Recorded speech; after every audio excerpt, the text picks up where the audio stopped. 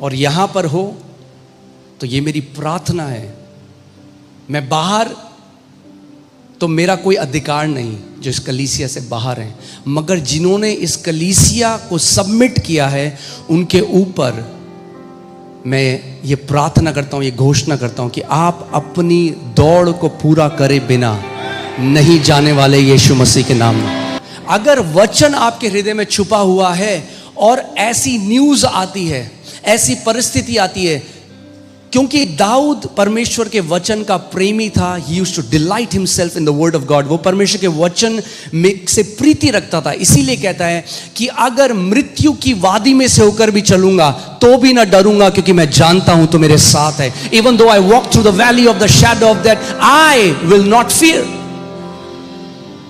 इसीलिए वचन की अहमियत को हमें अभी समझना है, जब सब अच्छा है, जब कोई आंधी तूफान जीवन में नहीं आया, उस समय वचन में परिपक्व होना है। That is the time you love, find your delight in God's word. और जब आप वचन में को आपको मजा आने लग जाएगा, that's what delight means, right? आपको मजा आने लग जाएगा वचन में। आप वचन इसलिए नहीं पढ़ रहे कि कुछ मिलेगा मुझे प्रभु से, अरे उसके वचन में आपको मजा आ जाएगा। दे तो उसने सब कुछ सेत मेत में दिया है। Now you have found your delight in God's word. Okay? हम एक ऐसे संसार में जी रहे हैं जहां आप देखो, it's surrounded by death. मृत्यु राज कर रही है। हर दिन हम मृत्यु की खबरें सुन रहे हैं।